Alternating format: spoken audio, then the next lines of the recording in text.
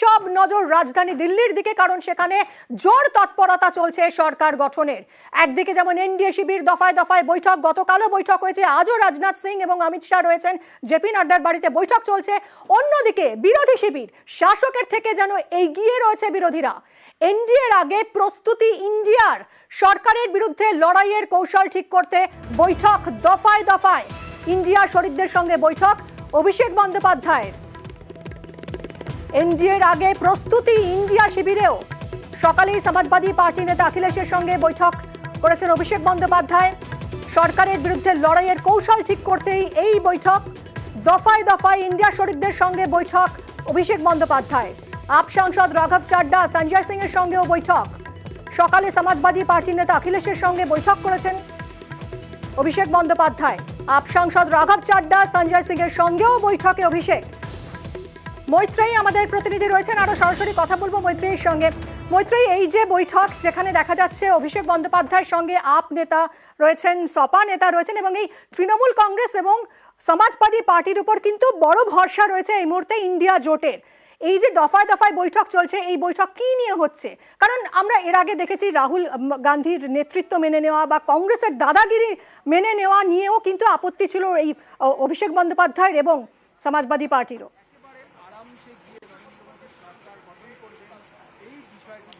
একেবারে দেখো মিমি, এই একেবারে স্ট্র্যাটেজি ঠিক করতেই কিন্তু একদিকে যখন এনডিএর তারা নিজেদের মন্ত্রিত্ব ঠিক করতে তারা ব্যস্ত, তখনই কিন্তু নিজেদের কৌশল, একেবারে বিরোধিতার কৌশল কি হবে সেটা ঠিক করতে, সেই স্ট্র্যাটেজি ঠিক করতে কিন্তু দফায় দফায় বৈঠক করতে দেখা যাচ্ছে ইন্ডিয়া জোটের সদস্যদের। এবং অভিষেক বন্দ্যোপাধ্যায় আজকে সকালে অখিলেশ যাদবের সঙ্গে দেখা করেন। তারপর অভিষেক বন্দ্যোপাধ্যায়ের এই বাসভবনে তার সাথে দেখা করতে আসেন আপের দুই সাংসদ রাঘব চাড্ডা এবং তার সঙ্গে সঙ্গে সঞ্জয় সিংও। এবং যেটা আমরা এখনো পর্যন্ত সূত্র মারফত জানতে পারছি যে আজকে বিকেলে আরও এক গুরুত্বপূর্ণ শরিকের সঙ্গে বৈঠক হতে পারে অভিষেক বন্দ্যোপাধ্যায়ের। ফলে সেই জায়গায় দাঁড়িয়ে বিরোধীদের কি স্ট্র্যাটেজি হবে, অর্থাৎ কোন কোন পয়েন্টে তারা এনডিএর যে নতুন সরকার তৈরি হতে চলেছে সেই সরকারের বিরুদ্ধে বিরোধিতায় সামিল হবেন এবং বিরোধিতায় সোচ্চার হবেন, সেই পয়েন্টসের ওপরেই কিন্তু চর্চা, সেই স্ট্র্যাটেজি নিয়েই কিন্তু চর্চা এবং পুনর্চর্চায় কিন্তু জোর দিচ্ছেন। এবং একই সঙ্গে বিভিন্ন আঞ্চলিক দলগুলি তাদের যে ক্ষমতা, তাদের যে স্ট্র্যাটেজি রয়েছে, তাদের যাতে ভয়েস অনেক বেশি স্ট্রং হয়, এই আঞ্চলিক দলগুলির স্ট্র্যাটেজিও কিন্তু ঠিক করা এবং এই আঞ্চলিক দলগুলি বিরোধিতার ক্ষেত্রে তাদের ভূমিকাও যাতে একজন স্ট্রং বিরোধীর ভূমিকায় তারা থাকেন, সেই স্ট্র্যাটেজিও কিন্তু ঠিক করা এই বৈঠকের মধ্যে চলছে। ফলে সেই দিক থেকে দেখতে গেলে অভিষেক বন্দ্যোপাধ্যায় তিনি কিন্তু একটি ইনস্ট্রুমেন্টাল ভূমিকা পালন করছেন, যেখানে ইন্ডিয়া জোটের অন্যান্য যারা অ্যালায়েন্সেস রয়েছে, বিশেষত যারা আঞ্চলিক যে সমস্ত দলগুলি রয়েছেন, সেই আঞ্চলিক দলের যারা নেতৃত্ব রয়েছেন তাদের সঙ্গে বৈঠক করে বিরোধী জোটের বিরোধীদের তাদের কি স্ট্র্যাটেজি হবে, কিভাবে তারা আক্রমণ করবেন এনডিএ সরকারকে, সেই স্ট্র্যাটেজি ঠিক করে এবং একই সঙ্গে আঞ্চলিক দলগুলির যে কতটা ক্ষমতা হবে, এই আঞ্চলিক দলগুলিরই বা একসঙ্গে একত্রিত হয়ে কি স্ট্র্যাটেজি হবে। কারণ আমরা দেখেছি উত্তরপ্রদেশ এবং ওয়েস্ট বেঙ্গল, পশ্চিমবঙ্গ, এই দুই রাজ্য কিন্তু বিজেপি বিরোধিতা করে কিন্তু তারা বিজেপিকে কার্যত হারিয়ে দিয়েছেন এবং বিপুল সংখ্যক তারা সাংসদ পদ জিতে তারা এসেছেন এবং তারা ইন্ডিয়া অ্যালায়েন্সের একটা বড় সংখ্যায় তারা কন্ট্রিবিউটার। ফলে সেই জায়গায় দাঁড়িয়ে এই আঞ্চলিক দলগুলিরও বিরোধীদের আসনে থেকেও তাদের কতটা ভূমিকা হবে, তাদের কি স্ট্র্যাটেজি হবে, সেই স্ট্র্যাটেজিতে শান দেওয়াও কিন্তু চলছে এই একের পর এক বৈঠকে। মিমি, অর্থাৎ মৈত্রেয়ী, যেটা বোঝা যাচ্ছে যে আঞ্চলিক দলগুলোকে শক্তিশালী করতেই এই বৈঠক। अखिलेश यादव सपा सुप्रीमो की बोलेছেন, শুনুন। सरकार में बहुमत नहीं हो तो बहुत लोगों को खुश कर करके सरकार बनानी होती है। मुझे लगता है ये खुश करने की जो कदम चल रहे हैं, खुश करने के लिए जो फैसले हो रहे हैं, सरकारें जब खुश करके बनाई जाती हैं तो कोई और खुश कर देगा तो उधर चले जाते हैं लोग। गिनती जिसके पास होगी, राष्ट्रपति उसी को शपथ पे बुलाएंगे, फिर गिनती बदल जाएगी, फिर कोई और शपथ देगा। ये तो शपथ चलती रहती हैं।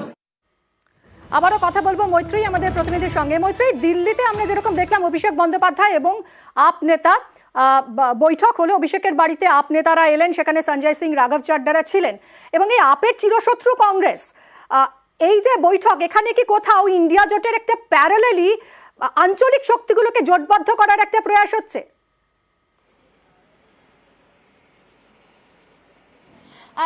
দেখো মিমি, একটা জায়গা কিন্তু কোথাও গিয়ে পরিষ্কার এবং সূত্র থেকেও যেটা জানা যাচ্ছে যে তৃণমূল কংগ্রেসের অবস্থান এবং একই সঙ্গে যদি বিভিন্ন আঞ্চলিক দলগুলির অবস্থানও দেখা যায়, আপের সঙ্গে কংগ্রেসের শেষ পর্যায়ে এসে একটি স্ট্র্যাটেজিগত তাদের মিল হয়েছিল, তারা দিল্লিতে লড়াই করেছেন, কিন্তু বরাবরই দেখা গিয়েছে কংগ্রেস এবং আপ একে অন্যের বিরোধিতায় ছিল। ফলে সেই জায়গায় দাঁড়িয়ে আঞ্চলিক বিভিন্ন যে দলগুলি রয়েছে যারা অত্যন্ত ভালো ফল করেছেন এবং যারা নরেন্দ্র মোদীর বিরুদ্ধে, নরেন্দ্র মোদীকে রায় যে এসেছে সেই রায়ে বিরোধিতার এসেছে এবং প্রধানমন্ত্রীর বিরোধিতা করে যে সমস্ত দলগুলি তাদের আঞ্চলিক দল হলেও তারা অত্যন্ত ভালো ফল করেছেন এবং যাদের একটা সে থাকবে সেই জায়গাটাকেই কিন্তু কনসলিডেট করা, সেই জায়গাটাকেই কনসলিডেট করে তাদের যাতে ভয়েসটাকেও শোনা হয়, তাদের বক্তব্য, অর্থাৎ যদি বিরোধিতার আসনেও তারা থাকেন তাহলেও আঞ্চলিক দলগুলির সে যাতে অত্যন্ত গুরুত্বপূর্ণ জায়গায় আসে,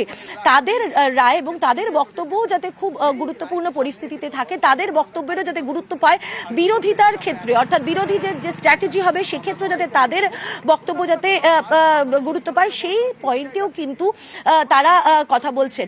এখনো পর্যন্ত সূত্রতে যেটা জানা যাচ্ছেন যে গতকালের যে বৈঠক ছিল মাল্লিকার্জুন খার্গের বাড়িতে, সেখানেও কিন্তু এই বক্তব্য যে মোদি লেড গভর্নমেন্টের দিকে না গিয়ে কেন অন্য এক্সপ্লোর করা হচ্ছে না, সেই বক্তব্যও কিন্তু কিছু কিছু শরিকের থেকে উঠে এসেছিল। ফলে এই বৈঠকের দিকে নজর থাকবে, কারণ অত্যন্ত গুরুত্বপূর্ণ এই বৈঠক এই সময় দাঁড়িয়ে, এবং যে বৈঠক নিয়ে অনেকগুলো প্রশ্ন উঠছে, কোন দিকে গড়ায় জল, অবশ্যই আমাদের নজর রাখতে হবে।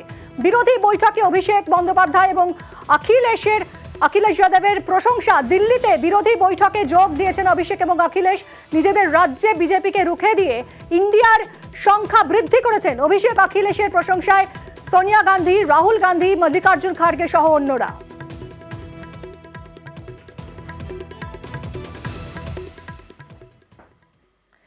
এদিকে মোদির শপথের প্রস্তুতি যখন চলছে তখন কৌশলী রাজনৈতিক বার্তা ইন্ডিয়ার।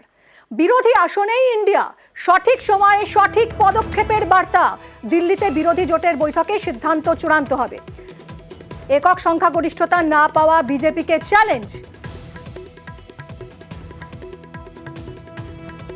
মৈত্রেয়ীর সঙ্গে কথা বলি আবারও। মৈত্রেয়ী, এই যে ইন্ডিয়া জোট এখন তাহলে বিরোধী আসনেই বসে তারা বিজেপিকে তারা বিরোধিতা করে যাবে, এই স্ট্র্যাটেজিতেই আপাতত এগোচ্ছে, কিন্তু একটা জল্পনা তো উস্কে যাচ্ছেই, যেখানে মল্লিকার্জুন খার্গে বারবার বলছেন যে সময় এলেই বোঝা যাবে ঠিক কোন পথে এগোচ্ছে ইন্ডিয়া জোট, কি হতে পারে পরবর্তীতে? দেখো মিমি, এই মুহূর্তে দাঁড়িয়ে ইন্ডিয়া জোট তারা গতকালের বৈঠকে তারা যেটা বক্তব্য তারা রেখেছিলেন এবং সার্বিকভাবে তাদের বক্তব্য ছিল যে তারা সব ক্ষেত্রে তারা অ্যাবসলিউট মেজরিটিতে তারা নেই, ফলে সেই জায়গায় দাঁড়িয়ে তারা বিরোধিতার আসনেই থাকবেন এবং তারা সঠিক সময়ের অপেক্ষা করবেন।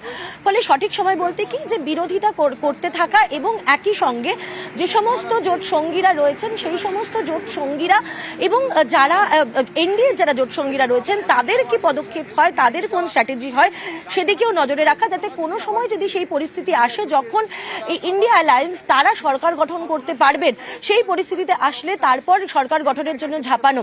ফলে সেই থেকে দাঁড়িয়ে একদিকে যে নতুন গঠিত হওয়া সরকার, যেহেতু বিজেপির অ্যাবসলিউট মেজরিটি নেই, ফলে সেই জায়গায় দাঁড়িয়ে তাদেরকে শরিকদের উপরই ভরসা করতে হচ্ছে এনডিএ সরকার গঠনের জন্য। ফলে সেইখানে দাঁড়িয়ে একদিকে বিরোধিতার আসনে থাকা এবং কনস্ট্যান্ট যে নতুন সরকার হয়েছে তাকে বিভিন্ন বিরোধিতার মাধ্যমে তার যে যাত্রাপথ, তারা যে ধরনের যে বিল পাশ করতে আগে খুবই সহজে বিল পাশ করে নিতে পারতেন, সেই জায়গাগুলোতে আটকানো বা বাধা দেওয়া বা বিরোধিতার করা, সেই স্ট্রং অপোজিশনের দায়িত্ব পালন করা এবং তার সঙ্গে সঙ্গেই কিন্তু যখন সময় আসবে, অর্থাৎ যখন আজকের দিনটাও অত্যন্ত গুরুত্বপূর্ণ, একের পর এক গুরুত্বপূর্ণ বৈঠক হয়ে চলেছে, কি কি হয় সেদিকে আমরা অবশ্যই নজর রাখবো।